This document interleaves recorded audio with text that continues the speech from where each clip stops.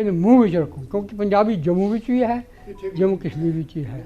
ਅੱਜ ਦਾ ਸਮਾਗਮ ਤੁਹਾਨੂੰ ਸਾਰਿਆਂ ਨੂੰ ਮੁਬਾਰਕ ਹੈ ਕਿ ਪ੍ਰਾਰੰਭ ਹੈ ਕਿ ਇਹਨੂੰ ਚਾਲੂ ਰੱਖਣ ਵਾਸਤੇ ਡਟ ਕੇ ਰਹੋ। ਪੰਜਾਬੀ ਪੜ੍ਹੋ, ਪੰਜਾਬੀ ਆਸਾਨ ਕੰਮ ਕਰਿਓ ਨਾ, ਪੈਦਾ ਕਰੋ। ਇਹ ਨਾ ਪੈਦਾ ਕਰੋ ਅਸੀਂ ਘਟੀਆਂ। ਆਪਣੇ ਘਰਾਂ ਵਿੱਚ ਪੰਜਾਬੀ ਪੜ੍ਹੋ। ਬੱਚੇ ਤੁਹਾਡੇ ਜਿਹੜੀ ਭਾਸ਼ਾ ਪੜ੍ਹਦੇ ਨੇ ਪੜ੍ਹਦੇ ਰਹੋ। ਪੜ੍ਹਨ ਜ਼ਰੂਰੀ ਹੈ, ਪੜ੍ਹਨਾ, ਹੋਰ ਭਾਸ਼ਾ ਪੜ੍ਹਨਾ, ਲੇਕਿਨ ਪੰਜਾਬੀ ਨੂੰ ਮਰਨ ਦਿਓ। ਪੰਜਾਬ ਵਾਸਤੇ ਡਟ ਕੇ ਰਹੋ। ਘਰਾਂ ਵਿੱਚ ਪੰਜਾਬੀ ਬੋਲੋ, ਖੂਬ ਬੋਲੋ। ਪੰਜਾਬੀ ਅੱਜ ਤੱਕ ਹਮੇਸ਼ਾ ਤੋਂ ਦੋ ਧਿਰਾਂ ਵਿੱਚ ਬੋਲੀ ਜਾਂਦੀ ਰਹੀ ਹੈ, ਇੱਕ ਆਮ ਲੋਕਾਂ ਦੀ, ਇੱਕ ਸਕਾਲਰਾਂ ਦੀ। ਬਾਬਾ ਫਰੀਦ ਦੀ ਜਿਹੜੀ ਪੰਜਾਬੀ ਸੀ ਉਹ ਸਕਾਲਰ ਦੀ ਪੰਜਾਬੀ ਸੀ। ਰਾਮ ਤਾਂਦੀ ਜਿਹੜੀ ਪੰਜਾਬੀ ਸੀ ਸਕਾਲਰ ਦੀ ਪੰਜਾਬੀ ਸੀ। ਉਹਨਾਂ ਤੋਂ ਪਹਿਲੇ ਨਾਥ ਜੋਗੀਆਂ ਦੇ ਵੇਲੇ ਜਿਹੜੀ ਪੰਜਾਬੀ ਸੀ ਉਹ ਸੈਂਟਰ ਦੀ ਪੰਜਾਬੀ ਸੀ। ਆਮ ਲੋਕ ਪੰਜਾਬੀ ਬੋਲਦੇ ਸਨ, ਅੱਜ ਵੀ ਹੈ। ਜਿਹੜੀ ਆਮ ਲੋਕ ਹੈ ਪੰਜਾਬੀ ਹੈ, ਅੱਜ ਦੀ ਸਰਕਾਰਾਂ ਨੂੰ ਵੱਖ ਕਰਕੇ ਪੰਜਾਬੀ ਨਾਲੋਂ ਵੱਖ ਕਰ ਰਹੀਆਂ ਨੇ। ਉਹਨੂੰ ਉਹ ਨਾ ਹੋਣ ਦਿਓ। ਉਹਦੇ ਵਾਸਤੇ ਅਧਿਐਨ ਕਰੋ, ਉਹਦੇ ਵਾਸਤੇ ਲੇਖ ਲਿਖੋ, ਉਹਨਾਂ ਦਾ ਮੂੰਹ ਕਾਲਾ ਕਰੋ ਜਿਹੜੇ ਉਹਨੂੰ ਵੱਖ ਕਰਨ ਦੀ ਕੋਸ਼ਿਸ਼ ਕਰ ਰਹੇ ਨੇ।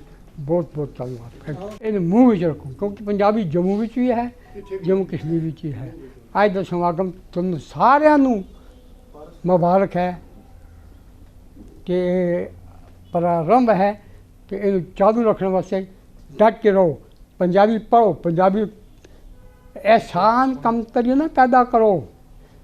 ਇਹ ਨਾ ਪੈਦਾ ਕਰੋ ਅਸੀਂ ਘਟੀਆਂ। ਆਪਣੇ ਘਰਾਂ ਵਿੱਚ ਪੰਜਾਬੀ ਪੜ੍ਹੋ। ਬੱਚੇ ਤੁਹਾਡੇ ਜਿਹੜੀ ਭਾਸ਼ਾ ਪੜ੍ਹਦੇ ਨੇ ਪੜ੍ਹਦੇ ਰਹੋ। ਪੜ੍ਹਨ ਜ਼ਰੂਰੀ ਹੈ, ਪੜ੍ਹਨਾ, ਹੋਰ ਭਾਸ਼ਾ ਪੜ੍ਹਨਾ, ਲੇਕਿਨ ਪੰਜਾਬੀ ਨੂੰ ਮਰਨ ਦਿਓ। ਪੰਜਾਬ ਵਾਸਤੇ ਡਟ ਕੇ ਰਹੋ। ਘਰਾਂ ਵਿੱਚ ਪੰਜਾਬੀ ਬੋਲੋ, ਖੂਬ ਬੋਲੋ। ਪੰਜਾਬੀ ਅੱਜ ਤੱਕ ਹਮੇਸ਼ਾ ਤੋਂ ਦੋ ਧਿਰਾਂ ਵਿੱਚ ਬੋਲੀ ਜਾਂਦੀ ਰਹੀ ਹੈ, ਇੱਕ ਆਮ ਲੋਕਾਂ ਦੀ, ਇੱਕ ਸਕਾਲਰਾਂ ਦੀ। ਬਾਬਾ ਫਰੀਦ ਦੀ ਜਿਹੜੀ ਪੰਜਾਬੀ ਸੀ ਉਹ ਸਕਾਲਰ ਦੀ ਪੰਜਾਬੀ ਸੀ। ਰਾਮ ਤਾਂਦੀ ਜਿਹੜੀ ਪੰਜਾਬੀ ਸੀ ਸਕਾਲਰ ਦੀ ਪੰਜਾਬੀ ਸੀ। ਉਹਨਾਂ ਤੋਂ ਪਹਿਲੇ ਨਾਥ ਜੋਗੀਆਂ ਦੇ ਵੇਲੇ ਜਿਹੜੀ ਪੰਜਾਬੀ ਸੀ ਉਹ ਸੈਂਟਰ ਦੀ ਪੰਜਾਬੀ ਸੀ। ਆਮ ਲੋਕ ਪੰਜਾਬੀ ਬੋਲਦੇ ਸਨ, ਅੱਜ ਵੀ ਹੈ। ਜਿਹੜੀ ਆਮ ਲੋਕ ਹੈ ਪੰਜਾਬੀ ਹੈ, ਅੱਜ ਦੀ ਸਰਕਾਰਾਂ ਨੂੰ ਵੱਖ ਕਰਕੇ ਪੰਜਾਬੀ ਨਾਲੋਂ ਵੱਖ ਕਰ ਰਹੀਆਂ ਨੇ।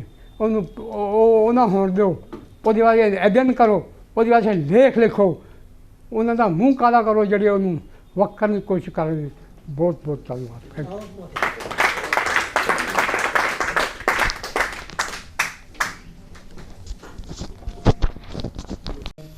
ਮਸਤਾਨਾ ਜੀ ਆਪਣੇ ਪ੍ਰਿੰਸੀਪਲ ਰਿਸ਼ਪਾਲ ਸਿੰਘ ਵੀ ਆਏ ਨੇ ਸਵੇਰ ਤੋਂ। ਮੰਗਤ ਸਿੰਘ ਜੁਗਨੂ, ਪ੍ਰੋਫੈਸਰ ਗੁਰਚਰਨ ਸਿੰਘ ਰੈਨਾ, ਹਰਮਿੰਦਰ ਸਿੰਘ ਆਰਜੀ, ਰਤਨ ਕੰਵਲ ਥੋੜੀ ਦੇਰ ਤੱਕ ਬਾਹਰ ਹੀ ਚਲੇ ਗਏ ਸਨ। ਮੈਂ ਸੋਚ ਰਿਹਾ ਸੀ ਕਿ ਸ਼ਾਇਦ ਇਹ ਵਾਪਸ ਪਰਤ ਗਏ ਨੇ ਅਨੰਤਨਾਗ, ਪਰ ਵਾਪਸੀ ਆ ਗਏ ਨੇ ਕਿਉਂਕਿ ਅਸੀਂ ਇਹਨਾਂ ਦਾ ਕੱਲ੍ਹ ਪੇਪਰ ਸੁਣਨਾ ਹੈ। ਸੂਰਜ ਸਿੰਘ ਸੂਰਜ, ਡਾਕਟਰ ਮਹਿੰਦਰਪਾਲ ਦਿੱਲੀ ਤੋਂ ਆਏ ਨੇ। ਆਪਣੇ ਹੋਰ ਹੀ ਸੱਜਣ, ਹੁਣ ਜਿੰਨੀ ਦੇਰ ਤੱਕ ਮੇਰੇ ਕੋਲ ਨਾਂ ਚਰਨਜੀਤ ਸਿੰਘ ਚੰਨੀ, ਸੀਨੀਅਰ ਸਾਹਿਤਕਾਰ, ਉਹ ਵੀ ਸਾਡੇ ਵਿੱਚ ਮੌਜੂਦ। ਕੋਈ ਸਾਡੇ ਕਾਫੀ ਦੇਰ ਬਾਅਦ ਅਸੀਂ ਇਹਨਾਂ ਦੇ ਆਮਣੇ ਸਾਹਮਣੇ ਹੋਏ, ਦਰਸ਼ਨ ਹੋਏ ਨੇ। ਆਸਤਾ ਆਸਤਾ ਅਸੀਂ ਆਪਣੀ ਲੈਵਲ 'ਤੇ ਆ ਜਾਵਾਂਗੇ। ਹਾਂ ਬਿਲਕੁਲ, ਇਹ ਸਾਡੇ ਵਿੱਚ ਹੁਣ ਕੱਲ੍ਹ ਵੀ ਇਸੇ ਤਰ੍ਹਾਂ ਦੀ ਆਉਣਗੇ, ਮੌਜੂਦ ਹੋਣਗੇ, ਪੇਪਰ ਸੁਣਨਗੇ, ਆਪਣਾ ਤਾਰਫ ਦੇਣਗੇ। ਅਸੀਂ ਇਹਨਾਂ ਨੂੰ ਵੀ ਟਾਈਮ ਦਿਆਂਗੇ, 2 ਮਿੰਟ, ਕੋਈ ਗੱਲ ਨਹੀਂ। ਅਤੇ ਅੱਜ ਦਾ ਜਿਹੜਾ ਇਹ ਸਮਾਰੋਹ ਅਸੀਂ ਇੱਥੇ ਹੀ ਸਮਾਪਤ ਕਰਦੇ ਹਾਂ। ਅਤੇ ਕੱਲ੍ਹ 6 ਪੇਪਰ ਇਸ ਤਰ੍ਹਾਂ ਦੀ ਪੇਸ਼ ਹੋਣਗੇ, 2 ਸੈਸ਼ਨ ਹੋਣਗੇ। ਅਤੇ ਤੁਸੀਂ 10:30 11 ਵਜੇ ਦੇ ਆਸ-ਪਾਸ ਇਸ ਰੂਮ ਦੇ ਵਿੱਚ ਪਲੀਜ਼ ਐਂਟਰੀ ਮਾਰੋ ਤਾਂ ਕਿ ਅਸੀਂ ਸਮੇਂ ਸਿਰ ਆਪਣਾ ਜਿਹੜਾ ਪ੍ਰੋਗਰਾਮ ਉਹ ਆਰੰਭ ਕਰ ਸਕੀਏ। ਬਹੁਤ ਬਹੁਤ ਧੰਨਵਾਦ। Thank you sir. ਮਸਤਾਨਾ ਜੀ ਆਪਣੇ ਪ੍ਰਿੰਸੀਪਲ ਰਿਸ਼ਪਾਲ ਸਿੰਘ ਵੀ ਆਏ ਨੇ ਸਵੇਰ ਤੋਂ।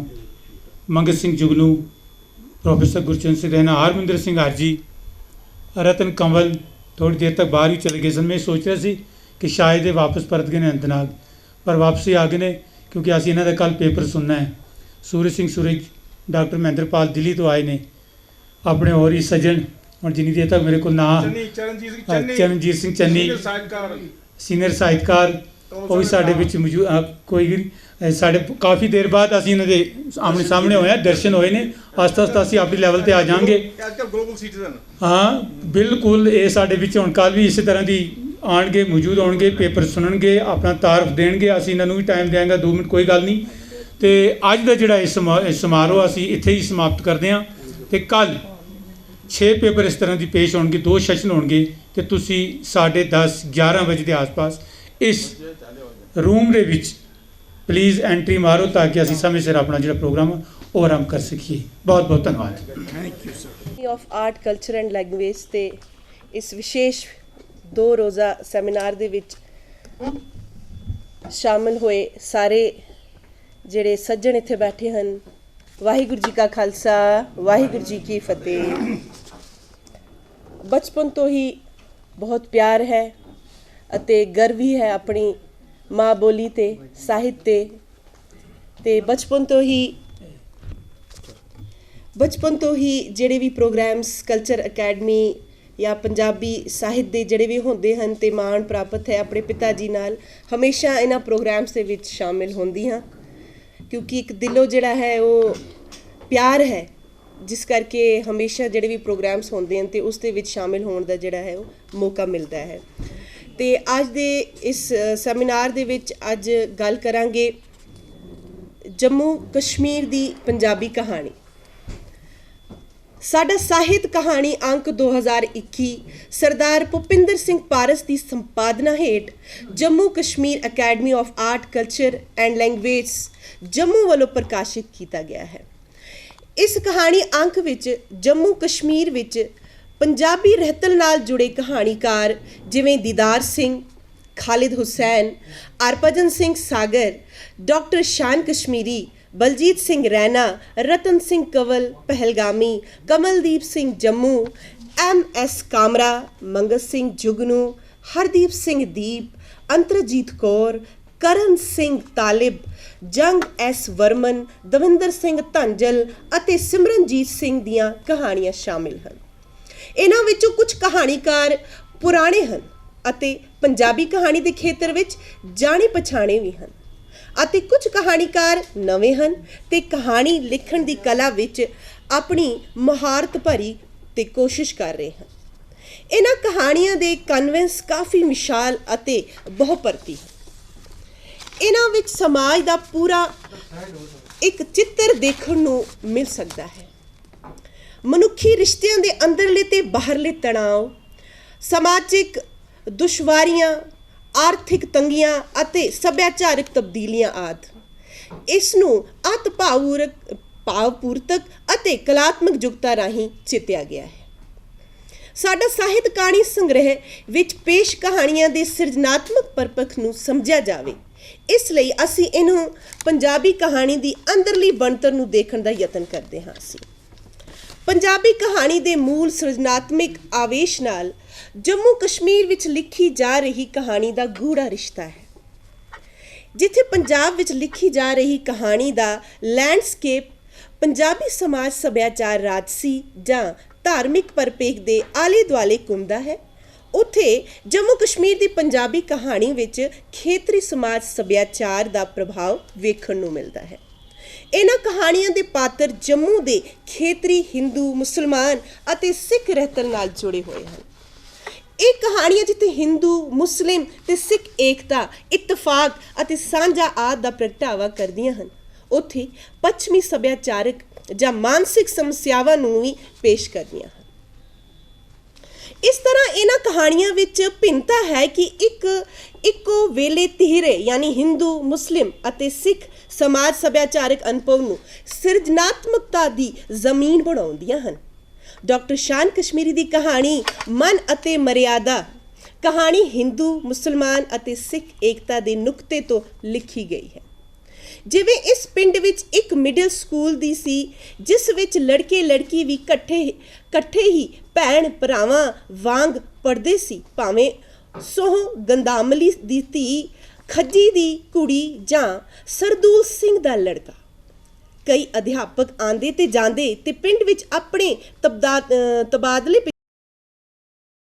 ਨਾਲ ਮੈਂ ਆਪਣਾ ਅੱਜ ਦਾ ਜਿਹੜਾ ਪੇਪਰ ਹੈ ਇਹ ਸ਼ੁਰੂ ਕਰ ਰਿਹਾ ਹਾਂ। ਜਿਸ ਤਰ੍ਹਾਂ ਪਾਰਸ ਜੀ ਨੇ ਦੱਸਿਆ ਹੈ ਕਿ ਮੇਰੇ ਪੇਪਰ ਦਾ ਜਿਹੜਾ ਵਿਸ਼ਾ ਹੈ ਜੰਮੂ ਕਸ਼ਮੀਰ ਦੇ ਆਧੁਨਿਕ ਪੰਜਾਬੀ ਸਾਹਿਤ ਵਿੱਚ ਨਾਰੀ ਲੇਖਕਾਵਾਂ ਦਾ ਯੋਗਦਾਨ ਅਤੇ ਇਹ ਮੌਜੂਦਾ ਹੈ ਅਜੋਕੇ ਦੌਰ ਦਾ ਜਿਹੜਾ ਹੈ ਉਸ ਦਾ ਹੈ। ਮੁੰਡ ਕਦੀਮਾ ਤੋਂ ਨਾਰੀ ਨੂੰ ਮਰਦ ਤੋਂ ਘੱਟ ਤੇ ਕਮਜ਼ੋਰ ਸਮਝਿਆ ਜਾਂਦਾ ਰਿਹਾ ਹੈ। ਨਾਰੀ ਕੇਵਲ ਘਰ ਦੀ ਚਾਰ ਦੀਵਾਰੀ ਵਿੱਚ ਹੀ ਰਹਿ ਸਕਦੀ ਸੀ। ਇਸ ਚਾਰ ਦੀਵਾਰੀ ਤੋਂ ਬਾਹਰ ਜਾਣ ਦਾ ਇਸ ਨੂੰ ਅਧਿਕਾਰ ਨਹੀਂ ਸੀ ਅਤੇ ਬੰਦੀਆਂ ਵਾਂਗੋਂ ਆਪਣੇ ਹਾਲ 'ਤੇ ਜੀਵਨ ਲਈ ਮਜਬੂਰ ਸੀ। ਇਤਿਹਾਸ ਜ਼ੁਲਮ ਤੇ ਤਸ਼ੱਦਦ ਸਹਿਣੇ ਪਏ ਨੇ, ਭਾਵੇਂ ਸਮੇਂ-ਸਮੇਂ ਸਮਾਜ ਨੂੰ ਇਹ ਸਮਝਾਉਣ ਦਾ ਯਤਨ ਕੀਤਾ ਹੈ ਕਿ ਨਾਰੀ ਵੀ ਪ੍ਰਕਿਰਤੀ ਦੇ ਵਿਕਾਸ ਵਿੱਚ ਬਰਾਬਰ ਦੀ ਸ਼ਰੀਕ ਹੈ। ਨਾਰੀ ਨੂੰ ਦਬਾ ਕੇ ਜਾਂ ਉਸ ਦੀਆਂ ਸਧਰਾਂ ਨੂੰ ਮਾਰ ਕੇ ਕਿਸੇ ਖੁਸ਼ ਅਤੇ ਨਾਰੀ ਦੇ ਆਪਣੇ ਉਪਰਾਲਿਆਂ ਤੇ ਕਾਲਣਾ ਨੇ ਨਾਰੀ ਨੂੰ ਇਸ ਯੋਗ ਬਣਾ। ਪਾਸੋਂ ਆਪਨੇ ਸੁਣਿਆ ਕਿ ਅੱਜ ਦੇ ਇਸ ਦੌਰ ਵਿੱਚ ਨਾਰੀ ਦੀ ਜਿਹੜੀ ਸਥਿਤੀ ਹੈ, ਜੇ ਆਪਾਂ ਗੱਲ ਕਰੀਏ ਪੰਜਾਬੀ ਸਾਹਿਤ ਨੂੰ ਲੈ ਕੇ, ਪੰਜਾਬੀ ਭਾਸ਼ਾ ਨੂੰ ਲੈ ਕੇ, ਤੇ ਇਹ ਗੱਲ ਵੀ ਮਾਣਯੋਗ ਹੈ। ਗੁਰੂ ਨਾਨਕ ਸਾਹਿਬ ਨੇ ਵੀ ਆਪਣੀ ਬਾਣੀ ਦੇ ਵਿੱਚ ਦੱਸਿਆ ਹੈ ਕਿ ਸੋ ਕਿਉ ਮੰਦਾ ਆਖੀਐ ਜਿਤ ਜੰਮੈ ਰਾਜਾਨ। ਇਹ ਜੋ ਨਾਰੀ ਹੈ, ਅੱਜ ਦਾ ਜਿਹੜਾ ਇਹ ਸੰਸਾਰ ਹੈ, ਜਿਹੜੀ ਇਹ ਸ੍ਰਿਸ਼ਟੀ ਹੈ, ਇਹ ਅਧੂਰੀ ਹੈ ਜਦੋਂ ਤੱਕ ਨਾਰੀ ਸਮਾਜ ਦੇ ਵਿੱਚ ਅੱਜ ਪੁਰਸ਼ ਦੇ ਬਰਾਬਰ ਕੰਮ ਨਾ ਕਰੇ ਤੇ ਸਾਹਮਣੇ ਹੋ ਕੇ ਜਿਹੜੀ ਉਹਨੂੰ ਜ਼ਿੰਮੇਵਾਰੀਆਂ ਦਿੱਤੀਆਂ ਗਈਆਂ ਅੱਜ ਉਹ ਬਖੂਬੀ ਅੱਜ ਉਹ ਨਿਭਾ ਰਹੀ ਹੈ। ਖੇਤਰ ਕੋਈ ਵੀ ਹੋਵੇ, ਚਾਹੇ ਉਹ ਸਾਇੰਸ ਟੈਕਨੋਲੋਜੀ ਦਾ ਦੌਰ ਹੈ, ਚਾਹੇ ਉਹ ਕੋਈ ਪ੍ਰਾਚੀਨ ਦੌਰ ਸੀ, ਜਾਂ ਆਉਣ ਵਾਲੇ ਸਮੇਂ ਦਾ ਜਿਹੜਾ ਦੌਰ ਹੈ, ਉਸ ਦੇ ਵਿੱਚ ਜਿਹੜੀ ਨਾਰੀ ਹੈ, ਉਸ ਦੀ ਸ਼ਕਤੀ ਜਿਹੜੀ ਹੈ, ਉਸ ਦੀ ਸੋਚ ਜਿਹੜੀ ਹੈ, ਉਹ ਬਿਲਕੁਲ ਮਰਦ ਦੇ ਬਰਾਬਰ ਹੈ। ਕੱਲ ਰਾਜਨ ਸਾਹਿਬ ਪੇਪਰ ਪੜ੍ਹ ਰਹੇ ਸਨ ਕਹਾਣੀਆਂ ਦੇ ਉੱਪਰ, ਤੇ ਮੈਂ ਸੋਚ ਰਿਹਾ ਸੀ ਕਿ ਕਿਸ਼ਨ ਗੋਪੀ ਦਾ ਪਰਤਾਉਣਾ, ਹਾਲਾਂਕਿ ਕਮਲ ਕਸ਼ਮੀਰੀ ਬਹੁਤ ਦੇਰ ਦੀ ਕਹਾਣੀ ਛਪੀ ਹੋਈ ਹੈ। ਉਹ ਜੋ ਗੁਰੂ ਅਰਜਨ ਦੇਵ ਜੀ ਮਹਾਰਾਜ ਵੀ ਆਖਦੇ ਨੇ ਬਾਣੀ ਦੇ ਵਿੱਚ ਕਿ ਤਿਨ ਕੌਣ ਖਿਲਾਵੈ ਕੌਣ ਚੁਗਾਵੈ ਮਨ ਮੈਂ ਸਿਮਰਨ ਕਰਿਆ। ਮੈਨੂੰ ਲੱਗਦਾ ਕਿ ਕਮਲ ਜੀ ਕਦੇ ਉਸ ਰੂਹ ਵਿੱਚ ਜਾ ਕੇ ਢੋ ਵੀ ਰਿਹਾ ਹੈ। ਉਹ ਮਾਈਗ੍ਰੇਟਰੀ ਬਰਡ ਜਦੋਂ ਇੱਕ ਥਾਂ ਤੋਂ ਦੂਜੇ ਥਾਂ ਚਲੇ ਜਾਂਦੇ ਨੇ ਗਰਮੀਆਂ ਦੇ ਸੀਜ਼ਨ ਦੇ ਵਿੱਚ, ਉਹ ਮਨ ਦੇ ਵਿੱਚ ਜਾਂਦਿਆਂ ਉਡਾਨ ਵਿੱਚ ਹੀ ਸੋਚਦੇ ਨੇ ਕਿ ਜਿਹੜੇ ਅਸੀਂ ਬੱਚੇ ਉੱਤੇ ਛੱਡ ਕੇ ਗਏ ਨਾ ਛੋਟੇ, ਅੱਜ ਉਹਨਾਂ ਦੇ ਪਰ ਤੱਕ ਨਹੀਂ। ਗੁਰੂ ਅਰਜਨ ਦੇਵ ਜੀ ਆਪਣੀ ਬਾਣੀ ਦੇ ਵਿੱਚ ਲਿਖੇ ਗਏ ਨੇ ਕਿ ਤਿਨ ਕੌਣ ਖਿਲਾਵੈ ਕੌਣ ਚੁਗਾਵੈ ਮਨ ਮੈਂ ਸਿਮਰਨ ਕਰਿਆ। ਉਹ ਮਨ ਦੇ ਵਿੱਚ ਹੀ ਸੋਚਦੇ ਨੇ, ਤੇ ਜਦੋਂ ਮਾਈਗ੍ਰੇਟਰੀ ਬਰਡ ਵਾਪਸ ਪਰਤਦੇ ਨੇ ਨਾ, ਤੇ ਇੱਕ ਤਾਂ ਉਹਨਾਂ ਨੂੰ ਆਪਣੇ ਆਲਣੇ ਨਹੀਂ ਲੱਭਦੇ, ਤੇ ਦੂਜੇ ਬੱਚੇ ਇੰਨੀ ਦੇਰ ਉਡਾਨ ਭਰ ਕੇ ਉਹ ਵੀ ਆਪਣਾ ਕਿੰਨੀ ਆਪਣੀ ਉਹ ਦਲੇਰੀ ਦੱਸੀ ਹੈ। ਬੇਬੇ ਨਾਨਕੀ, ਜੇ ਅਸੀਂ ਉਹ ਇਤਿਹਾਸ ਪੜ੍ਹਦੇ ਰਹੀਏ, ਮਾਤਾ ਗੁਜਰੀ, ਤੇ ਕਿਸ ਖੇਤਰ ਵਿੱਚ ਕਿਹੜੀ ਗੱਲੋਂ ਨਾਰੀ ਅੱਜ ਦੇ ਸਮਾਜ ਵਿੱਚ, ਅੱਜ ਦੇ ਇਸ ਚੈਲੰਜਿੰਗ ਪੀਰੀਅਡ ਦੇ ਵਿੱਚ ਪਿੱਛੇ ਹੈ। ਸੋਰੀ ਜੀ, ਬਹੁਤ ਬਹੁਤ ਤੁਹਾਡਾ ਸ਼ੁਕਰੀਆ, ਤੁਸੀਂ ਪੇਪਰ ਵੀ। ਜੰਮੂ ਕਸ਼ਮੀਰ ਦੇ ਆਧੁਨਿਕ ਪੰਜਾਬੀ ਸਾਹਿਤ ਵਿੱਚ ਨਾਵਲ ਦੇ ਬਦਲਦੇ ਪ੍ਰਪੇਖ। ਅਸੀਂ ਸਮਝ ਲਿਆ ਸੀ ਕਿ ਅਸੀਂ 2-4 ਸਾਲ ਦੇ ਜਿਹੜੇ ਪਿੱਛੇ ਜਿਹੜਾ ਸਾਹਿਤ ਸਿਰਜਿਆ ਗਿਆ ਉਸ ਦੇ ਉੱਪਰ ਹੀ ਥੋੜ੍ਹੀ ਡਿਸਕਸ ਕਰੀਏ। ਮੈਂ ਜੁਗਨੂ ਸਾਹਿਬ ਤੁਹਾਨੂੰ ਬੇਨਤੀ ਕਰਦਾ, ਪਲੀਜ਼ ਤੁਸੀਂ ਇੱਥੇ ਪਿੱਛੇ ਆ ਜਾਓ, ਤੁਸੀਂ ਆਓ ਇੱਥੇ ਆਉ ਜਾ ਰਿਹਾ ਹੈ। ਜੇ ਉਸ ਉੱਪਰ ਥ੍ਰੈਡਬੇਅਰ ਡਿਸਕਸ਼ਨ ਹੋਵੇ, ਜੇ ਅਸੀਂ ਉਸ ਉੱਪਰ ਚਰਚਾ ਕਰੀਏ, ਤਾਂ ਸਾਡੇ ਕੋਲ ਪਿਛਲੇ 3 ਸਾਲ 4 ਸਾਲ ਤੋਂ ਲਗਾਤਾਰ ਜਿਹੜੇ ਇਸ ਨਾਵਲ ਦੇ ਖੇਤਰ ਵਿੱਚ ਸਾਹਮਣੇ ਆਏ ਨੇ ਲੇਖਕ ਭੁਪਿੰਦਰ ਸਿੰਘ ਰੈਣਾ, ਬਖੂਬੀ ਤੁਸੀਂ ਜਾਣਦੇ ਹੋ ਬਾਰਾਮੂਲਾ ਦੇ ਰਹਿਣ ਵਾਲੇ ਨੇ, ਤੇ ਪਿਛਲੇ ਕਈ ਦੇ ਨਾਲ ਉਹਨਾਂ ਦਾ ਜ਼ਿਆਦਾ ਜਿਹੜਾ ਉਹ ਰਿਸ਼ਤਾ ਹੈ ਉਹ ਗਹਿਰਾ ਹੈ। ਉਸ ਦੇ ਨਾਲ ਰਤਨ ਸਿੰਘ ਕਮਲ ਹੋਰਾਂ ਦਾ ਵੀ ਇੱਕ ਨਾਵਲ ਆਇਆ ਹੈ, ਚਿਨਾਰ ਦੀ ਬੇਟੀ, ਤੇ ਆਪਾਂ ਕੋਈ 5-7 ਮਿੰਟ 'ਚ ਭੋਗ ਪਾ ਦਿਆਂਗੇ ਇਸ ਗੱਲ ਦਾ। ਭੁਪਿੰਦਰ ਸਿੰਘ ਰੈਣਾ ਜੰਮੂ ਕਸ਼ਮੀਰ ਦੇ ਪੰਜਾਬੀ ਸਾਹਿਤਕਾਰਾਂ ਵਿੱਚ ਇੱਕ ਪ੍ਰਤੱਖ ਹਸਤਾਖਰ ਹੈ। ਨਾਵਲਕਾਰ ਵਜੋਂ ਭੁਪਿੰਦਰ ਸਿੰਘ ਰੈਣਾ ਨੇ ਰਾਸ਼ਟਰੀ ਅਤੇ ਅੰਤਰਰਾਸ਼ਟਰੀ ਪੱਧਰ 'ਤੇ ਕਾਫੀ ਖਿਆਤੀ ਪ੍ਰਾਪਤ ਕੀਤੀ ਹੈ। ਕੈਨੇਡਾ, UK, ਜਰਮਨੀ, ਇਟਲੀ ਆਦਿ ਤੋਂ ਛਪਦੇ ਸਾਹਿਤਕ ਅਖਬਾਰਾਂ ਵਿੱਚ ਅਕਸਰ ਉਸਦੇ ਨਾਵਲ ਦੀ ਸਮੀਖਿਆ ਛਪਦੀ ਹੈ ਅਤੇ ਚਰਚਾ ਹੁੰਦੀ ਹੈ। ਉਸਦੇ ਨਾਵਲ ਬੇਨਾਮ ਰਿਸ਼ਤੇ ਅਤੇ ਅੱਧੇ ਅਧੂਰੇ ਨੂੰ ਅਸੀਂ ਡਿਸਕਸ ਕਰੀਏ, ਅਸੀਂ ਇਸੇ ਮੁੱਦੇ 'ਤੇ ਆਉਣਾ, ਅਤੇ ਉਹਨਾਂ ਦੇ ਇਸ ਨਾਵਲੀ ਅਦਬੀ ਸੰਸਾਰ ਦੇ ਵਿੱਚ ਸਾਰੇ ਜੰਮੂ ਕਸ਼ਮੀਰ ਦਾ ਜਿਹੜਾ ਪੰਜਾਬੀ ਤੇ ਇੱਕ ਤਾਜਰ ਸੀ। ਇਹਨਾਂ ਨੇ ਲੋਕ ਗੀਤਾਂ ਦੀਆਂ ਕਿਤਾਬਾਂ 1927 ਵਿੱਚ ਛਾਪੀਆਂ ਸੀ। 1927 ਵਿੱਚ ਕੋਟਲੀ ਦੇ ਰਹਿਣ ਵਾਲੇ ਸਨ। ਪੰਜਾਬੀ ਸਾਹਿਤ ਵਿੱਚ ਲੋਕ ਗੀਤ ਦੀਆਂ ਕਿਤਾਬਾਂ ਛਪੀਆਂ, ਕਸ਼ਮੀਰ ਦੇ ਲੋਕ ਆਪਸ ਵਿੱਚ ਛਪਦੇ ਆ। ਤੁਹਾਡੇ ਕੋਲ ਕੇ ਨਹੀਂ, ਆਖੋ ਤੁਸੀਂ ਪੜ੍ਹਦੇ ਨਹੀਂ, ਤੁਸੀਂ ਸ਼ਬਦ ਨਾਲ ਨਹੀਂ ਜੁੜੇ। ਸ਼ਬਦ ਨਾਲ ਨਾ ਜੁੜਨ ਕਰਕੇ ਤੁਹਾਡੇ ਦਿਮਾਗ ਜਿਹੜੇ ਕੋਰੇ ਨੇ, ਉਹਨਾਂ ਵਿੱਚ ਭਰਤੀ ਕਰੋ। ਜੋ ਤੁਹਾਡੇ ਕੋਲ ਖਜ਼ਾਨਾ ਹੈ, ਸੋਨਾ ਹੈ, ਉਹ ਪੇਸ਼ ਕਰੋ, ਦੱਸੋ। ਇਸ ਤੋਂ ਜ਼ਿਆਦਾ ਮੈਂ ਕੁਛ ਨਹੀਂ ਕਹਿ ਰਿਹਾ। ਜੇ ਨਿਸ਼ਾਨਦੇਹੀ ਕਰਨੀ ਸੀ ਕਿ ਤੁਹਾਡੇ ਕੋਲ ਬੜੀ ਕੀਮਤੀ ਪ੍ਰੋਜ਼ ਹੈ, ਉਹ ਤੁਹਾਡਾ ਵਿਰਸਾ ਹੈ, ਉਹਨੂੰ ਅਗਲੇ ਨੂੰ ਦੱਸੋ, ਆਪਣਿਆਂ ਨੂੰ ਦੱਸੋ। ਜਿਹੜੇ ਪੰਜਾਬੀ ਨੂੰ ਬਾਹਰ ਕੱਢ ਰਹੇ ਨੇ, ਉਹਨਾਂ ਨੂੰ ਦੱਸੋ ਕਿ ਤੁਹਾਡੇ ਤੋਂ ਕੁਛ ਨਹੀਂ ਸੀ। ਪੇਸ਼ ਕਰਨ ਰਤਨ ਸਿੰਘ ਕੰਵਲ। ਸਤਿ ਸ੍ਰੀ ਅਕਾਲ। ਵਾਹਿਗੁਰੂ ਜੀ ਕਾ ਖਾਲਸਾ, ਵਾਹਿਗੁਰੂ ਜੀ ਕੀ ਫਤਿਹ। ਮੈਨੂੰ ਜੰਮੂ ਕਸ਼ਮੀਰ ਦੀ ਕਵਿਤਾ, ਪਿਛਲੇ ਕੋਈ 6 ਕੁ ਸਾਲ ਦੀ ਕਵਿਤਾ ਜਿਹੜੀ ਕਿਤਾਬਾਂ ਦੇ ਰੂਪ ਵਿੱਚ ਛਪੀ ਹੈ, ਉਸ 'ਤੇ ਬਾਰੇ ਲੇਖ ਲੈਣਾ ਹੈ, ਪੇਪਰ ਲਿਖਣ ਲਈ ਕਿਹਾ ਗਿਆ ਹੈ। ਇਹਨੇ ਕਿ ਇਸ ਦੇ ਬਦਲਦੇ ਹੋਏ ਪ੍ਰਪੇਖ। ਅਤੇ ਪੇਪਰ ਲਿਖਣਾ ਆਪਣੇ ਆਪ ਵਿੱਚ ਇੱਕ ਬਹੁਤ ਬੜੀ ਟੈਕਨੀਕ ਹੈ, ਬਹੁਤ ਮੁਸ਼ਕਿਲ ਜਿਹਾ ਕੰਮ ਹੈ। ਜੇ ਇਹਨੂੰ ਦੇਖਿਆ ਜਾਏ 6 ਮਹੀਨੇ, ਜੇ ਕੋਈ ਰਿਸਰਚ ਸਕਾਲਰ ਹੋਵੇ ਉਹਨੂੰ 6 ਮਹੀਨੇ ਲੱਗ ਜਾਂਦੇ ਨੇ ਇਹ ਸਿੱਖਣ ਲਈ ਕਿ ਤੱਤਾਂ ਨੂੰ ਇਕੱਠਾ ਕਰਨਾ ਅਤੇ ਉਹਨਾਂ ਨੂੰ ਸਿੱਧ ਕਰਨਾ ਕਿਸ ਤਰ੍ਹਾਂ ਦੀ ਚਾਹੀਦਾ।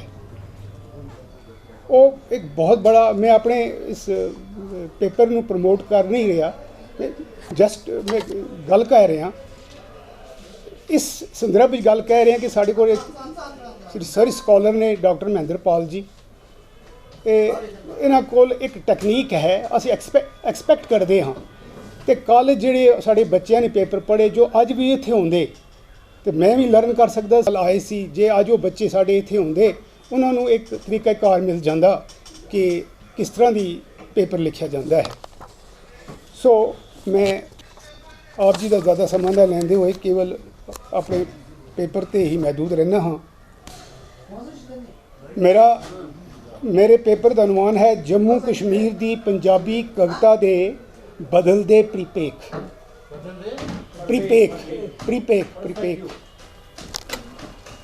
ਕਵਿਤਾ ਦਾ ਇਤਿਹਾਸ ਮੁਨਕੀ ਹੋਂਦ ਜਿਤਨਾ ਹੀ ਪੁਰਾਣਾ ਹੈ,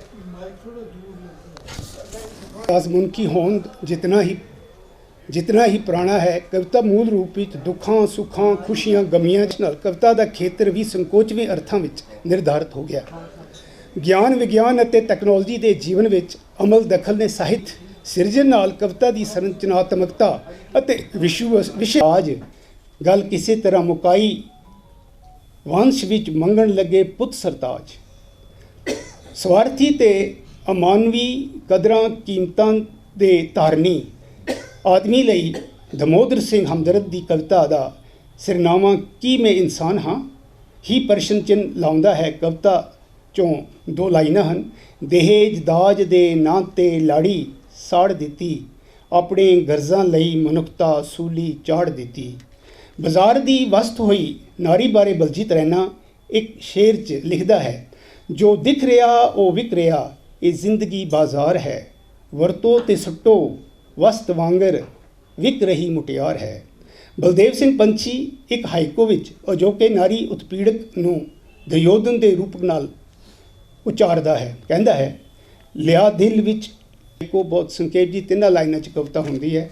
ਇਹ ਨਵਾਂ ਪ੍ਰਯੋਗ ਹੀ ਹੈ ਜੰਮੂ ਕਸ਼ਮੀਰ ਦੀ ਕਵਿਤਾ ਵਿੱਚ, ਵੈਸੇ ਕਾਫੀ ਚਿਰ ਤੋਂ ਇਹ ਚੱਲ ਰਿਹਾ ਹੈ। ਸੂਰੀ ਸਿੰਘ ਸੂਰਜ ਬਦਲ ਰਹੀ ਮਨੁੱਖੀ ਮਾਨਸਿਕਤਾ ਨੂੰ 5ਵੀਂ ਰੁੱਤ ਦਾ ਨਾਂ ਦਿੰਦਾ ਹੈ, ਜੋ ਮਾਂ ਪ੍ਰਤੀ ਵੀ ਬੇਪਰਵਾਹ ਹੈ। ਸ਼ਹਿਰ ਦੀ ਚਕਾ ਚੌਂਦ ਨੇ ਵੀਰੋ, ਮਾਂ ਵੀ ਅੱਜ ਭੁਲਾਈ ਹੈ, ਸੁਣਿਆ ਸਾਡੇ ਸ਼ਹਿਰ ਦੇ ਅੰਦਰ 5ਵੀਂ ਰੁੱਤ ਆਈ ਹੈ। ਨਾਰੀ ਪੀੜਾ ਵੀ ਨਿਰੰਤਰਤਾ ਦਾ ਅਹਿਸਾਸ ਅਤੇ ਇਤਿਹਾਸ ਇਹਨਾਂ ਪੰਕਤੀਆਂ ਵਿੱਚ ਵੀ ਵੇਖਿਆ ਜਾ ਸਕਦਾ ਹੈ। ਮੈਂ ਧੁਰ ਤੋਂ ਪਿਸਦੀ ਆਈ ਬਾਬਲਾ, ਜ਼ੁਲਮ ਉਠਿਆਂ ਵਿੱਚ ਕਦੇ ਜੰਮਦੇ ਸਾਰ ਹੀ ਬਾਬਲਾ, ਕਬਰਾਂ 'ਚ ਲਿਆ ਦਫਨਾ, ਕਦੀ ਸਤੀ ਬਣ ਕੇ ਜਿਉਂਦੀ ਨੂੰ ਅੱਗ ਵਿੱਚ ਦਿੱਤਾ ਪਾ, ਕਦੀ ਪੈਰ ਦੀ ਜੁੱਤੀ ਜਾਣ ਕੇ ਮੈਨੂੰ ਰੋਲਿਆ ਸਾਰੇ ਬਾਜ਼ਾਰ। ਜੰਮੂ ਕਸ਼ਮੀਰ ਦੀ ਭੂਗੋਲਿਕ ਸਥਿਤੀ, ਕੁਦਰਤੀ ਨਜ਼ਾਰੇ, ਜੰਗਲ, ਬੈਲੇ, ਬਨਸਪਤੀ, ਨਦੀ ਨਾਲੇ, ਝਰਨੇ ਆਦਿ ਇੱਥੋਂ ਦੇ ਜਨ ਜੀਵਨ ਦਾ ਹਿੱਸਾ ਹੀ ਨਹੀਂ, ਆਰਥਿਕ ਸੋਮੇ ਵੀ ਹਨ। ਪਰ ਪ੍ਰਦੂਸ਼ਣ, ਜੰਗਲਾਂ ਦਾ ਕਟਾਓ, ਪਾਣੀ ਦੀ ਦੁਰਵਰਤੋਂ ਅਤੇ पर्यावरण नाल छेड़छाड़ आदि ਜਿਹੇ ਵਰਤਾਰੇ ਦੀ ਜੰਮੂ ਕਸ਼ਮੀਰ ਦੀ ਕਵਿਤਾ ਦਾ ਹਿੱਸਾ ਬਣੇ ਹਨ। ਇਸ ਸਮੱਸਿਆ ਪ੍ਰਤੀ ਸਾਹਿਤਕਾਰਾਂ ਕਵੀਆਂ ਦੀ ਚੇਤਨਾ ਤੇ ਚਿੰਤਨ ਪਹਿਲਾਂ ਨਾਲੋਂ ਗੰਭੀਰ ਹੋਇਆ ਹੈ। ਦਮੋਦਰ ਸਿੰਘ ਹਮਦਰਦ ਮਿਲਾਵਟ ਕਵਿਤਾ ਵਿੱਚ ਆਪਣੀ ਚਿੰਤਾ ਦਾ ਇਜ਼ਹਾਰ ਇਸ ਤਰ੍ਹਾਂ ਕਰਦੇ ਹਨ। ਕੱਟ ਕੱਟ ਜੰਗਲ ਸਾਫ਼ ਕੀਤੇ ਤੂਤ ਹਾੜੀ ਚਿਨਾਰ ਜੀ, ਆਪਣੀ ਪਛਾਣ ਮਾਰ ਮੁਕਾਈ ਖੋ ਗਈ ਜਨਤ ਨੁਹਾਰ ਜੀ, ਘਰ ਆਪਣੇ ਬਣਾਉਣ ਖਾਤਰ ਕਈ ਘਰ ਦਿੱਤੇ ਉਜਾੜ ਜੀ। ਜਿਨ੍ਹਾਂ ਨੇ ਜੰਮੂ ਕਸ਼ਮੀਰ ਦੀ ਪੰਜਾਬੀ ਕਵਿਤਾ ਬਾਰੇ ਆਪਣਾ ਲੇਖ ਇੱਥੇ ਸੁਣਾਇਆ ਤੁਹਾਨੂੰ ਅਤੇ ਵਿਸ਼ੇ ਨੂੰ ਬਿਲਕੁਲ ਟੱਚ ਕੀਤਾ ਹੈ। ਕਾਫੀ ਮਿਹਨਤ ਮੰਗਦਾ ਪਰਚਾ। ਜੇ ਸਾਹਿਤਕ ਤੌਰ 'ਤੇ ਦੇਖੀਏ ਤਾਂ ਪਰਚੇ ਦੇ ਵਿੱਚ ਬਹੁਤ ਖੂਬਸੂਰਤ ਗੱਲਾਂ ਨੇ ਅਤੇ ਹਰ ਨੁਕਤੇ ਨੂੰ ਇਹਨਾਂ ਨੇ ਉਭਾਰਿਆ ਹੈ ਔਰ ਟੱਚ ਕੀਤਾ ਇਹਨਾਂ ਨੇ ਸਾਰਿਆਂ ਲੇਖਕਾਂ ਨੂੰ, ਜਿਨ੍ਹਾਂ ਦੀਆਂ ਕਿਤਾਬਾਂ ਪੁਸਤਕਾਂ ਇਸ ਦੌਰ ਦੇ ਵਿੱਚ ਪਿਛਲੇ 2-4 ਸਾਲਾਂ ਵਿੱਚ ਛਪੀ ਨੇ। ਜੇ ਅਸੀਂ ਇਸ ਪਰਚੇ ਨੂੰ ਅਜੋਕੇ ਦੌਰ ਦਾ ਸਾਹਿਤ ਵਿੱਚ ਅਗਰ ਰੱਖੀਏ ਤਾਂ ਉੱਥੇ ਸ਼ੁਮਾਰ ਹੋ ਸਕਦਾ ਹੈ ਇਹ ਪੇਪਰ। ਬਹੁਤ ਬਹੁਤ ਸ਼ੁਕਰੀਆ ਸਰ ਤੁਹਾਡਾ। ਡਾਕਟਰ ਕੀਰਤ ਸਿੰਘ ਗੁਲਾਬੀ ਕਿ ਉਹ ਸਟੇਜ 'ਤੇ ਆਉਣ 'ਤੇ ਆਪਣੇ ਵਿਚਾਰ ਸਾਂਝੇ ਕਰਨ ਇਹਨਾਂ ਪੇਪਰਾਂ ਬਾਰੇ। ਸੰਖੇਪ ਵਿੱਚ ਉਹ ਆਪਣੀ ਗੱਲ ਇੱਥੇ ਤੁਹਾਡੇ ਨਾਲ ਸਾਂਝੀ ਕਰਨ। ਡਾਕਟਰ ਕੀਰਤ ਸਿੰਘ ਗੁਲਾਬੀ। ਸਤਿਕਾਰ ਦੇ ਪਾਤਰ, ਹੁਸਨਾ ਦੀ ਧਰਤੀ, ਉਹ ਪੈਰਾਡਾਈਜ਼ ਆਫ ਏਸ਼ੀਆ ਸ਼੍ਰੀਨਗਰ ਦੇ ਵਿੱਚ ਅੱਜ ਤੁਸੀਂ ਸਾਰੇ ਵੱਖ-ਵੱਖ ਥਾਵਾਂ ਤੋਂ, ਕਿੱਥੇ ਸਿਆਲਕੋਟ, ਕਿੱਥੇ ਟੰਗਾਮੁਲਾ, ਕਿੱਥੇ ਅਨੰਤਨਾਗ, ਕਿੱਥੇ ਸੁਰੰਗਸੂ, ਪਹਿਲਗਾਮ,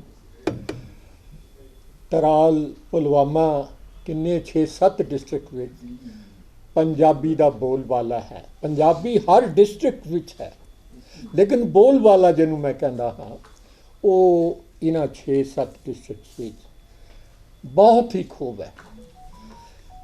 ਜੰਮੂ ਕਸ਼ਮੀਰ ਦੀ ਧਰਤੀ, ਸਾਡੀ ਯੂਨੀਅਨ ਟੈਰੀਟਰੀ, ਆਪਣੇ ਆਪ ਵਿੱਚ ਵਿਲੱਖਣ ਹੈ। ਜਦੋਂ ਮੈਂ ਕਿਤੇ ਖੜਾ ਹੁੰਦਾ ਹਾਂ ਤੇ ਕਹਿੰਦਾ ਹਾਂ ਬੜੇ ਮਾਣ ਨਾਲ ਕਿ ਇੱਕ ਦੁਨੀਆ ਦੀ ਸਭ ਤੋਂ ਖੂਬਸੂਰਤ ਧਰਤੀ, ਜਿੱਥੇ ਉਸ ਪਰਮਾਤਮਾ ਨੇ, ਗੁਰੂ ਨਾਨਕ ਸਾਹਿਬ ਨੇ, ਅੱਲਾਹ ਤਾਲਾ ਨੇ ਤੇ ਸ਼ੇਖ ਨੂਰਦੀਨ ਨੂਰਾਨੀ ਸਾਹਿਬ ਨੇ ਇਹੋ ਜਿਹਾ ਬਖਸ਼ਿਸ਼ ਕੀਤੀ ਕਿ ਇਸ ਜਿਹੀ ਰੂਪਵਤੀਆਂ ਪੂਰੇ ਸੰਸਾਰ ਵਿੱਚ ਨਹੀਂ ਮਿਲ ਸਕਦੀਆਂ। ਅਤੇ ਜੰਮੂ ਕਸ਼ਮੀਰ ਦੀ ਇੱਕ ਧਰਤੀ ਰਿਆਸਤ ਹੈ। ਬਾਕੀ ਰਿਆਸਤਾਂ ਵਿੱਚ ਲੈਂਗੁਏਜਸ ਡਿਪਾਰਟਮੈਂਟ ਹਨ। ਜੰਮੂ ਕਸ਼ਮੀਰ ਦੀ ਇਸ ਧਰਤੀ 'ਤੇ ਅਕੈਡਮੀ ਆਫ ਆਰਟ, ਇਤਨਾ ਆਰਟ ਹੈ ਜੰਮੂ ਕਸ਼ਮੀਰ ਵਿੱਚ, ਪੁੱਛੋ ਹੀ ਨਾ। ਬਸੌਲੀ ਦਾ ਆਰਟ ਦੁਨੀਆ ਭਰ ਵਿੱਚ ਮਕਬੂਲ ਹੈ। ਕਿਉਂ ਭੁੱਲ ਗਏ ਕਿ ਇੱਕ ਛੋਟਾ ਜਿਹਾ ਫੁੱਲਦਾਨ ਜ਼ਰੂਰੀ ਹੋਣਾ ਚਾਹੀਦਾ ਹੈ। ਇਹ ਸੈਮੀਨਾਰ ਦਾ ਕਲਚਰ ਹੁੰਦਾ ਹੈ। ਅਤੇ ਇਹੋ ਜਿਹੀ ਖੂਬਸੂਰਤ ਜ਼ਬਾਨਾਂ, 8-9 ਜ਼ਬਾਨਾਂ ਜੰਮੂ ਕਸ਼ਮੀਰ ਵਿੱਚ ਬੋਲੀਆਂ ਜਾਂਦੀਆਂ ਹਨ। ਹੁਣ ਜਦੋਂ ਤੋਂ ਲੱਦਾਖ ਅਲਾਇਦਾ ਹੋਇਆ ਤਾਂ ਫਿਰ ਵੀ 7 ਜ਼ਬਾਨਾਂ ਸਾਡੀਆਂ ਜੰਮੂ ਕਸ਼ਮੀਰ ਦੀਆਂ ਪ੍ਰਵਾਨਿਤ ਹਨ।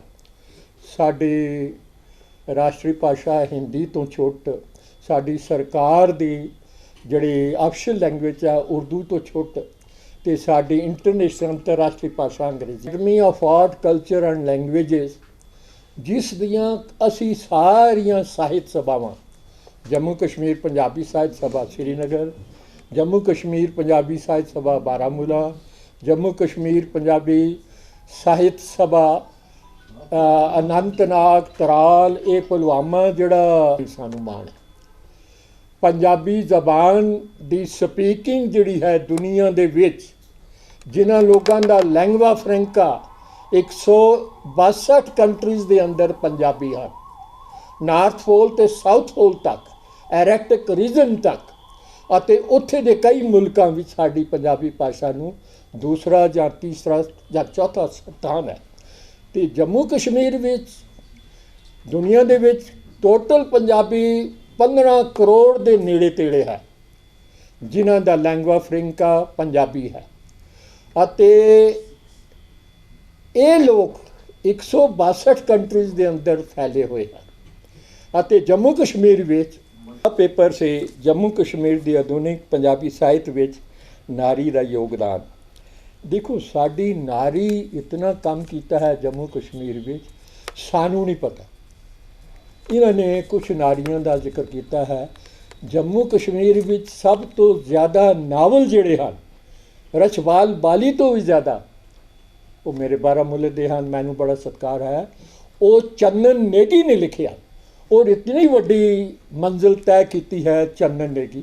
ਇਹ ਮੈਂ ਇਹ ਨਹੀਂ ਕਹਿ ਰਿਹਾ ਕਿ ਉਹ ਸਾਰਾ ਕਿਉਂ ਨਹੀਂ ਹੋਇਆ ਉਸ ਵਿੱਚ, ਨੋ, ਵੀ ਸ਼ੁੱਡ ਬੀ ਅਵੇਅਰ। ਜਿਸ ਤਰ੍ਹਾਂ ਕਈ ਸਾਡੇ ਵਿਦਵਾਨ ਬਿਲਕੁਲ ਅਵੇਅਰ ਨਹੀਂ ਸਾਡਾ ਕਿਤਨਾ ਕੰਮ ਹੋਇਆ, ਸਾਡੇ ਘਰ ਪਈ ਦੀ ਇੱਕ ਕਿਤਾਬ ਪਰ ਅਸੀਂ ਉਹਨੂੰ ਪੜ੍ਹਿਆ ਹੀ ਨਹੀਂ। ਅਤੇ ਚੰਦਨ ਨੇਗੀ ਦਾ ਬਹੁਤ ਬੜਾ ਮੁਕਾਮ ਹੈ ਪੰਜਾਬੀ ਕਹਾਣੀ ਦੇ ਵਿੱਚ, ਪੰਜਾਬੀ ਨਾਵਲ ਦੇ ਵਿੱਚ, ਬਹੁਤ ਵੱਡਾ ਕੰਮ।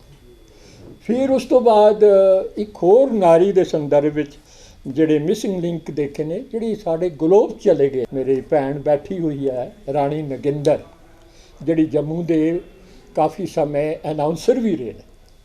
ਉਸ ਨੇ ਇਤਨੀ ਖੂਬਸੂਰਤ ਕਹਾਣੀਆਂ ਲਿਖੀਆਂ ਨੇ। ਪਿੱਛੇ ਜੇ ਉਹਨਾਂ ਨੇ ਜੇਲਮ ਦੇ ਪਾਣੀ ਲਈ ਮੈਨੂੰ ਭੇਜੀ, ਮਨ ਖੁਸ਼ ਹੋ ਗਿਆ ਕਿ ਕਿਹੜੀ ਟੈਕਨੋਲੋਜੀ, ਕਿਹੜੀ ਮੈਥਡੋਲੋਜੀ, ਕਿਹੜਾ ਉਸ ਦੇ ਵਿੱਚ ਕਰੈਫਟ ਉਹਨਾਂ ਨੇ ਯੂਜ਼ ਕੀਤਾ, ਆਪਣਾ ਅਨੁਭਵ ਜਿਹੜਾ ਕਿ ਸਾਡੇ ਨਵਿਆਂ ਵਿੱਚ ਮਿਸਿੰਗ ਹੈ। We are not reading. ਕਿਉਂ ਭੁੱਲ ਗਏ ਕਿ ਇੱਕ ਛੋਟਾ ਜਿਹਾ ਫੁੱਲਦਾਨ ਜ਼ਰੂਰੀ ਹੋਣਾ ਚਾਹੀਦਾ ਹੈ। ਇਹ ਸੈਮੀਨਾਰ ਦਾ ਕਲਚਰ ਹੁੰਦਾ ਹੈ। ਅਤੇ ਇਹੋ ਜਿਹੀ ਖੂਬਸੂਰਤ ਜ਼ਬਾਨਾਂ, 8-9 ਜ਼ਬਾਨਾਂ ਜੰਮੂ ਕਸ਼ਮੀਰ ਵਿੱਚ ਬੋਲੀਆਂ ਜਾਂਦੀਆਂ ਹਨ।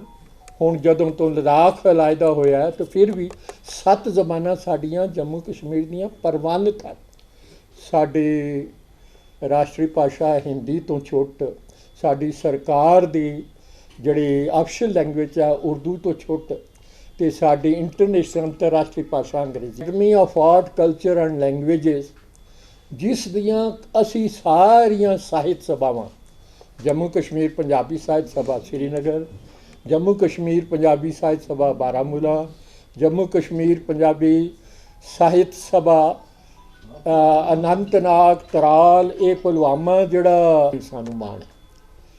ਪੰਜਾਬੀ ਜ਼ਬਾਨ ਦੀ ਸਪੀਕਿੰਗ ਜਿਹੜੀ ਹੈ ਦੁਨੀਆ ਦੇ ਵਿੱਚ, ਜਿਨ੍ਹਾਂ ਲੋਕਾਂ ਦਾ ਲੈਂਗੁਆ ਫਰੈਂਕਾ 162 ਕੰਟਰੀਜ਼ ਦੇ ਅੰਦਰ ਪੰਜਾਬੀ ਹਨ, ਨਾਰਥ ਪੋਲ ਤੇ ਸਾਊਥ ਪੋਲ ਤੱਕ, ਐਰਕਟਿਕ ਰੀਜਨ ਤੱਕ, ਅਤੇ ਉੱਥੇ ਦੇ ਕਈ ਮੁਲਕਾਂ ਵਿੱਚ ਸਾਡੀ ਪੰਜਾਬੀ ਭਾਸ਼ਾ ਨੂੰ ਦੂਸਰਾ ਜਾਂ ਤੀਸਰਾ ਜਾਂ ਚੌਥਾ ਸਥਾਨ ਹੈ।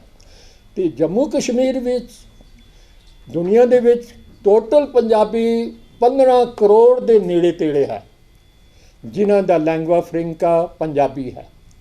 ਅਤੇ ਇਹ ਲੋਕ 162 ਕੰਟਰੀਜ਼ ਦੇ ਅੰਦਰ ਫੈਲੇ ਹੋਏ ਹਨ ਅਤੇ ਜੰਮੂ ਕਸ਼ਮੀਰ ਵਿੱਚ ਪੇਪਰ ਸੇ ਜੰਮੂ ਕਸ਼ਮੀਰ ਦੀ ਆਧੁਨਿਕ ਪੰਜਾਬੀ ਸਾਹਿਤ ਵਿੱਚ ਨਾਰੀ ਦਾ ਯੋਗਦਾਨ। ਦੇਖੋ ਸਾਡੀ ਨਾਰੀ ਇਤਨਾ ਕੰਮ ਕੀਤਾ ਹੈ ਜੰਮੂ ਕਸ਼ਮੀਰ ਵਿੱਚ, ਸਾਨੂੰ ਨਹੀਂ ਪਤਾ। ਇਹਨਾਂ ਨੇ ਕੁਝ ਨਾਰੀਆਂ ਦਾ ਜ਼ਿਕਰ ਕੀਤਾ ਹੈ। ਜੰਮੂ ਕਸ਼ਮੀਰ ਵਿੱਚ ਸਭ ਤੋਂ ਜ਼ਿਆਦਾ ਨਾਵਲ ਜਿਹੜੇ ਹਨ, ਰਛਵਾਲ ਬਾਲੀ ਤੋਂ ਵੀ ਜ਼ਿਆਦਾ, ਉਹ ਮੇਰੇ ਬਾਰਾਮੂਲੇ ਦੇ ਹਨ, ਮੈਨੂੰ ਬੜਾ ਸਤਿਕਾਰ ਹੈ। ਉਹ ਚੰਨਨ ਨੇਗੀ ਨੇ ਲਿਖਿਆ ਔਰ ਇਤਨੀ ਵੱਡੀ ਮੰਜ਼ਿਲ ਤੈਅ ਕੀਤੀ ਹੈ ਚੰਨਨ ਨੇਗੀ। ਇਹ ਮੈਂ ਇਹ ਨਹੀਂ ਕਹਿ ਰਿਹਾ ਕਿ ਉਹ ਸਾਰਾ ਕਿਉਂ ਨਹੀਂ ਹੋਇਆ ਉਸ ਵਿੱਚ, ਨੋ, ਵੀ ਸ਼ੁੱਡ ਬੀ ਅਵੇਅਰ। ਜਿਸ ਤਰ੍ਹਾਂ ਕਈ ਸਾਡੇ ਵਿਦਵਾਨ ਬਿਲਕੁਲ ਅਵੇਅਰ ਨਹੀਂ ਸਾਡਾ ਕਿਤਨਾ ਕੰਮ ਹੋਇਆ, ਸਾਡੇ ਘਰ ਪਈ ਦੀ ਇੱਕ ਕਿਤਾਬ ਪਰ ਅਸੀਂ ਉਹਨੂੰ ਪੜ੍ਹਿਆ ਹੀ ਨਹੀਂ। ਅਤੇ ਚੰਦਨ ਨੇਗੀ ਦਾ ਬਹੁਤ ਬੜਾ ਮੁਕਾਮ ਹੈ ਪੰਜਾਬੀ ਕਹਾਣੀ ਦੇ ਵਿੱਚ, ਪੰਜਾਬੀ ਨਾਵਲ ਦੇ ਵਿੱਚ, ਬਹੁਤ ਵੱਡਾ ਕੰਮ। ਫਿਰ ਉਸ ਤੋਂ ਬਾਅਦ ਇੱਕ ਹੋਰ ਨਾਰੀ ਦੇ ਸੰਦਰਭ ਵਿੱਚ ਜਿਹੜੇ ਮਿਸਿੰਗ ਲਿੰਕ ਦੇਖੇ ਨੇ, ਜਿਹੜੀ ਸਾਡੇ ਗਲੋਬ ਚਲੇ ਗਏ। ਮੇਰੀ ਭੈਣ ਬੈਠੀ ਹੋਈ ਹੈ ਰਾਣੀ ਨਗਿੰਦਰ, ਜਿਹੜੀ ਜੰਮੂ ਦੇ ਕਾਫੀ ਸਮੇਂ ਅਨਾਉਂਸਰ ਵੀ ਰਹੇ ਨੇ। ਉਸ ਨੇ ਇਤਨੀ ਖੂਬਸੂਰਤ ਕਹਾਣੀਆਂ ਲਿਖੀਆਂ ਨੇ। ਪਿੱਛੇ ਜੇ ਉਹਨਾਂ ਨੇ ਜੇਲਮ ਦੇ ਪਾਣੀ ਲਈ ਮੈਨੂੰ ਭੇਜੀ, ਮਨ ਖੁਸ਼ ਹੋ ਗਿਆ ਕਿ ਕਿਹੜੀ ਟੈਕਨੋਲੋਜੀ, ਕਿਹੜੀ ਮੈਥਡੋਲੋਜੀ, ਕਿਹੜਾ ਉਸ ਦੇ ਵਿੱਚ ਕਰੈਫਟ ਉਹਨਾਂ ਨੇ ਯੂਜ਼ ਕੀਤਾ, ਆਪਣਾ ਅਨੁਭਵ ਜਿਹੜਾ ਕਿ ਸਾਡੇ ਨਵਿਆਂ ਵਿੱਚ ਮਿਸਿੰਗ ਹੈ। We are not reading. ਸੰਸਕ੍ਰਿਤੀ ਅਤੇ ਭਾਸ਼ਾ ਅਕੈਡਮੀ ਵੱਲੋਂ ਆਯੋਜਿਤ ਕੀਤਾ ਗਿਆ 2 ਰੋਜ਼ਾ ਪੰਜਾਬੀ ਸੈਮੀਨਾਰ ਜੰਮੂ ਕਸ਼ਮੀਰ ਵਿੱਚ ਪੰਜਾਬੀ ਭਾਸ਼ਾ ਦੇ ਬਦਲਦੇ ਪ੍ਰਪੇਖ, ਇੱਕ ਅਧਿਐਨ, ਅਕੈਡਮੀ ਦਾ ਪ੍ਰयास, ਭਰਪੂਰ ਕੋਸ਼ਿਸ਼ ਕਿ ਇਹ 2 ਰੋਜ਼ਾ ਸੈਮੀਨਾਰ ਸਫਲਤਾ ਦੀ ਪੌੜੀ ਦਰ ਪੌੜੀ ਚੜ੍ਹਦਾ ਜਾ ਰਿਹਾ ਹੈ। ਅੱਜ ਇਸ ਸੈਮੀਨਾਰ ਦੇ ਦੂਜੇ ਦਿਨ ਵਿੱਚ ਆਏ ਹੋਏ ਸਾਰੇ ਮਹਿਮਾਨਾਂ ਦਾ, ਅਤੀਬਾਂ ਦਾ, ਸਾਹਿਤਕਾਰ ਪ੍ਰੇਮੀਆਂ ਦਾ ਅਸੀਂ ਅਕੈਡਮੀ ਵੱਲੋਂ ਹਾਰਦਿਕ ਸਵਾਗਤ ਕਰਦੇ ਹਾਂ। ਤੁਸੀਂ ਸਾਰੇ ਜਾਣਦੇ ਹੋ ਜਿਹੜਾ ਕੱਲ੍ਹ ਦਾ ਪ੍ਰੋਗਰਾਮ ਜਿਹੜਾ ਹੋਇਆ ਸੀ ਤੇ ਉਹਦੇ ਬਾਅਦ ਵਿੱਚ ਜਿਹੜੀ ਪ੍ਰੈਸ ਰਿਲੀਜ਼ ਸਾਡੇ ਕੋਲ ਆਈ ਹੈ, ਜਿਹੜੀ ਇਹਦੀ ਪਬਲਿਸਿਟੀ ਹੋਈ ਹੈ, ਉਹ ਕੇਵਲ ਜੰਮੂ ਕਸ਼ਮੀਰ ਦੇ ਖੇਤਰ ਤੱਕ ਹੀ ਮਹਿਦੂਦ ਨਹੀਂ ਰਹੀ, ਸਗੋਂ ਪੰਜਾਬੀ ਅਦਬੀ ਸੰਸਾਰ ਦੇ ਭੰਡਾਲ ਦੇ ਵਿੱਚ ਘਰ ਘਰ ਵਿੱਚ ਪਹੁੰਚ ਚੁੱਕੀ ਹੈ। ਇਹ ਸਾਡੇ ਵਾਸਤੇ ਇੱਕ ਗੌਰਵ ਦੀ ਗੱਲ ਹੈ। ਮੈਂ ਕੱਲ੍ਹ ਵੀ ਦੱਸਿਆ ਸੀ ਕਿ ਕਸ਼ਮੀਰ ਵਿਖੇ ਜੇ ਆਪਾਂ ਗੱਲ ਕਰੀਏ ਕਸ਼ਮੀਰ ਦੀ, ਤੇ ਮੈਨੂੰ ਲੱਗਦਾ ਕਿ ਮੇਰੇ ਵੀ ਅੱਜ 12ਵਾਂ ਸਾਲ ਚੱਲ ਰਿਹਾ ਅਕੈਡਮੀ ਦੇ ਵਿੱਚ ਪਹਿਲੀ ਵਾਰ ਅਕੈਡਮੀ ਵੱਲੋਂ 2 ਰੋਜ਼ਾ ਸੈਮੀਨਾਰ ਪਾਰਟਿਕੂਲਰ ਪੰਜਾਬੀ ਲੈਂਗੁਏਜ ਨੂੰ ਲੈ ਕੇ ਹੋ ਰਿਹਾ ਹੈ। ਇਸ ਤੋਂ ਪਹਿਲਾਂ ਕਿ ਅਸੀਂ ਜੰਮੂ ਵਿਖੇ 2 ਰੋਜ਼ਾ ਆਲ ਇੰਡੀਆ ਲੈਵਲ ਦੀ ਕਾਨਫਰੰਸਿਸ ਕਰ ਚੁੱਕੇ ਹਾਂ। ਇਸ ਸਮਾਗਮ ਦਾ, ਇਸ 2 ਰੋਜ਼ਾ ਸੈਮੀਨਾਰ ਦਾ ਜਿਹੜਾ ਮੋਟੋ ਹੈ, ਜਿਹੜਾ ਮਤਲਬ ਹੈ ਕਿ ਅਸੀਂ ਜਿਸ ਖਿੱਤੇ ਦੇ ਵਿੱਚ ਬੈਠੇ ਹਾਂ, ਜਿਸ ਖਿੱਤੇ ਵਿੱਚ ਬੈਠ ਕੇ ਅਸੀਂ ਪੰਜਾਬੀ ਸਾਹਿਤ ਦੀ ਸੇਵਾ ਕਰ ਰਹੇ ਹਾਂ, ਬੋਲੀ ਦੀ ਸੇਵਾ ਕਰ ਰਹੇ ਹਾਂ, ਭਾਸ਼ਾ ਦੀ ਸੇਵਾ ਕਰ ਰਹੇ ਹਾਂ, ਉਹ ਆਪਣੇ ਆਪ ਵਿੱਚ ਇੱਕ ਮਿਸਾਲ ਹੈ। ਅੱਜ ਵਿਗਿਆਨ ਅਤੇ ਟੈਕਨੋਲੋਜੀ ਦਾ ਦੌਰ ਹੈ। ਅਸੀਂ ਇੱਕ ਸ਼ਬਦ ਭਾਵੇਂ ਕੱਢ ਕੇ ਵੀ ਲਿਖ ਦਈਏ, ਜਾਂ ਸਟੇਜਾਂ ਉੱਪਰ ਅਸੀਂ ਜਦੋਂ ਬੋਲਦੇ ਹਾਂ ਸਾਨੂੰ ਇਹ ਪਤਾ ਨਹੀਂ ਹੈ ਕਿ ਸਾਡਾ ਇੱਕ ਸ਼ਬਦ ਅੱਜ ਕਿੱਥੇ ਪਹੁੰਚ ਰਿਹਾ ਹੈ। ਇੱਕ ਬੰਦੇ ਦੇ ਪਿੱਛੇ ਅੱਜ 99 ਬੰਦਾ ਖੜਾ ਹੈ, ਉਹ ਦੇਖ ਰਿਹਾ ਇਸ ਦੀ ਐਕਟੀਵਿਟੀਜ਼, ਇਹ ਕੀ ਕਰਨ ਜਾ ਰਿਹਾ ਹੈ, ਅਤੇ ਸਾਨੂੰ ਇਸ ਗੱਲ ਦਾ ਬਿਲਕੁਲ ਪਤਾ ਨਹੀਂ ਹੈ।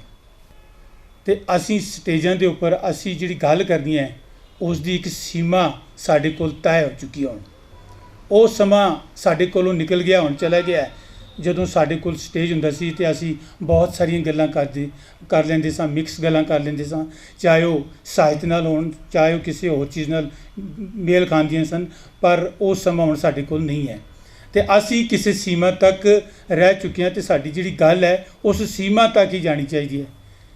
ਅਤੇ ਮੈਂ ਹੁਣ ਜ਼ਿਆਦਾ MPhil ਕਰੀ ਸੀ, ਉਹ ਕੁਲਗਾਮ ਪਾਲਪੁਰਾ ਅਨੰਤਨਾਗ ਦੀ ਰਹਿਣ ਵਾਲੀ ਹੈ, ਅਤੇ ਅਚਾਨਕ ਕੱਲ੍ਹ ਉਹਨਾਂ ਦੇ ਨਾਲ ਇੱਕ ਮੌਤ ਹੋ ਗਈ। ਤੁਸੀਂ ਸੁਣਿਆ ਹੋਣਾ ਰਿਖੀ ਸਿੰਘ, ਅਚਾਨਕ ਉਹਨਾਂ ਦੀ ਮੌਤ ਹੋਈ ਦੀ ਹੈ ਕੱਲ੍ਹ, ਅਤੇ ਉਹ ਨਹੀਂ ਆ ਸਕੇ। ਅਤੇ ਉਹਨਾਂ ਨੇ ਮੈਨੂੰ ਫੋਨ ਕੀਤਾ ਸੀ, ਸਰ ਮੇਰਾ ਪੇਪਰ ਜਿਹੜਾ ਤਿਆਰ ਹੈ, ਉਹ ਮੈਂ ਮੇਲ 'ਚ ਇਸ ਵੇਲੇ ਇਹਦਾ ਪ੍ਰਿੰਟ ਆਊਟ ਕਢਾ ਲਿਆ, ਅਤੇ ਮੈਂ ਕੁਛ ਗੱਲਾਂ ਉਹਨਾਂ ਦੀ ਸਾਂਝੀਆਂ ਕਰ ਲਾਂਗਾ ਬਾਅਦ 'ਚ।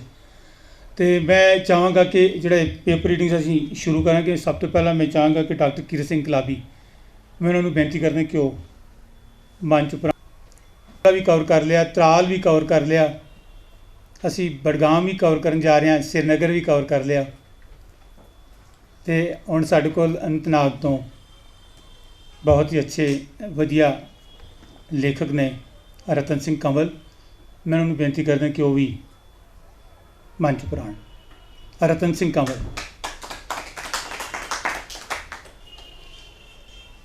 ਇਸ ਦੇ ਨਾਲ ਮੇਰੀ ਬੇਨਤੀ ਹੈ ਸੂਰਜ ਸਿੰਘ ਸੂਰਜ, ਉਹ ਵੀ ਕਿਰਪਾ ਕਰਕੇ ਮੰਚ ਉੱਪਰ ਆਉਣ ਅਤੇ ਆਪਣਾ ਆਸਣ ਗ੍ਰਹਿਣ ਕਰਨ। ਕੱਲ੍ਹ ਇਹਨਾਂ ਦਾ ਇੱਕ ਪੰਜਾਬੀ ਕਾਵਿ ਸੰਗ੍ਰਹਿ ਪੰਜਾਬੀ ਸਾਹਿਤ ਜਗਤ ਦੀ ਝੋਲੀ 'ਚ ਆ ਚੁੱਕਿਆ ਹੈ, ਰੀਝਾਂ। ਪਿਛਲੇ ਇੱਕ ਦਹਾਕੇ ਤੋਂ ਇਹ ਜੁੜੇ ਹੋਏ ਨੇ ਸਾਡੇ ਨਾਲ, ਅਕੈਡਮੀ ਨਾਲ। ਅਤੇ ਅੱਜ ਜਿਹੜਾ ਇਹਨਾਂ ਦਾ ਪੇਪਰ ਹੈਗਾ, ਪੇਪਰ ਦਾ ਜਿਹੜਾ ਇਹਨਾਂ ਦਾ ਵਿਸ਼ਾ ਹੈ ਜੰਮੂ ਕਸ਼ਮੀਰ ਦੇ